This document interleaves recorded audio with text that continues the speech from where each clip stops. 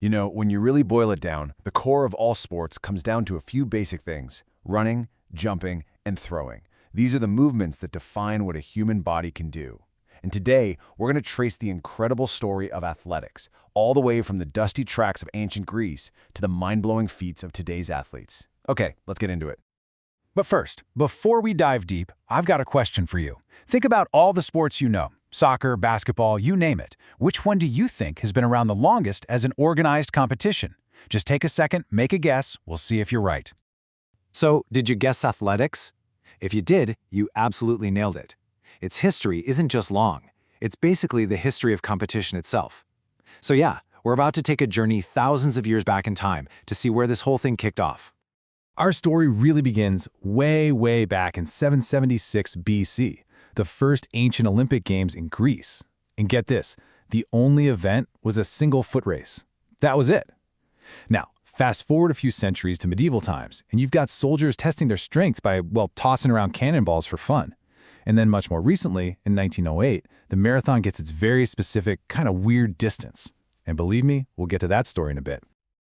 Okay, from that huge historical overview, let's zoom way in. Let's talk about the most primal, most explosive test of human ability there is: pure, unadulterated speed. It's time to talk sprinting. 9.58 seconds. It's less time than it took me to say that. And it's how long it took Usain Bolt to run the 100 meters back in 2009. It's a number that, even today, just doesn't seem real. A tiny slice of time where a human being moved faster than anyone ever had before. So, how fast is that really? Well, to put it in perspective, the top sprinters can hit speeds over 44 kilometers per hour. For those of us thinking in miles, that's over 27 miles per hour. I mean, seriously, that is faster than the speed limit in a lot of cities. Just imagine seeing a person, blur past you that fast. It's wild. All right, so from that incredible burst of power, we're going to do a complete 180. We're going to the polar opposite, the absolute ultimate test of human endurance. We're talking about going the distance from a very particular finish line in London to the middle of the Sahara Desert. Have you ever wondered why the marathon is such a random distance? I mean, 42.195 kilometers or 26.2 miles is just so oddly specific. Well, the reason is actually pretty funny. It goes back to the 1908 London Olympics, where they tweaked the route just so the race would finish right in front of where the royals were sitting.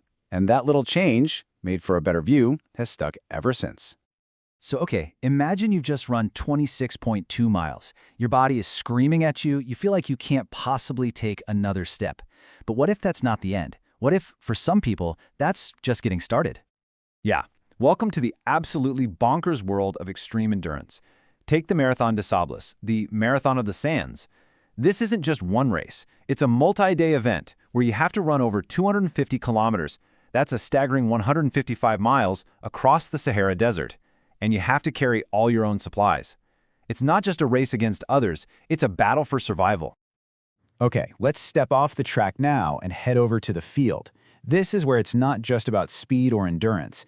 Here, it's this amazing combination of raw power, incredible physics, and for just a moment, it honestly looks like human flight. The long jump is a classic, it's been around forever, but the way they do it has changed a lot. Back in the ancient Olympics, athletes would actually jump while holding weights in their hands. They thought it helped them get more momentum. Today, it's the exact opposite. It's all about being as light as possible and converting pure, explosive speed into distance. And then you've got maybe the most technical, most awe-inspiring event in all of athletics. And this quote just hits the nail on the head. The pole vault combines physics and courage. You absolutely need a massive amount of both to even think about trying it. So how in the world does it work? It's basically a perfect physics lesson. First, you sprint down that runway as fast as you can to build up energy. Then, you plant the pole in a tiny box, transferring all that forward motion into the pole. It bends, storing all that energy, and then, whoosh, it straightens out and launches you straight up into the sky. It's just beautiful to watch. And the heights these athletes are reaching are just staggering. The best in the world clear bars set over 6 meters high. That's more than 19.5 feet. Let me put that another way. They are jumping over a 2-story building. It's absolutely incredible. And of course, we can't forget the pure power events. The shot put, for example. Remember those medieval soldiers we mentioned earlier? Well, this event basically started with them seeing who could hurl a cannonball the farthest. Just a raw, simple test of strength that's evolved into a super technical Olympic discipline. So, we've looked at the speed, the endurance, the physics, and the power. And it all brings us back to this one fundamental point: why athletics really is the foundation of all sports. Because no matter how complicated an event seems, it all boils down to one of these three things: running, jumping, or throwing. That's it. They are the fundamental building blocks of physical competition. It's why athletics is seen as the bedrock of the entire Olympic Games. And that simplicity is what makes it so universal. You don't need a ton of expensive equipment or perfectly manicured fields. All you really need is yourself and the will to try. It's why athletics is practiced in literally every single country on the planet. No other sport can really say that. For thousands of years, from those first races in the dust to athletes clearing impossible heights today, we've watched humans push the limits of what we thought was possible. It just leaves you with one final, incredible question to think about. What's next? What does the next impossible, record-shattering moment even look like?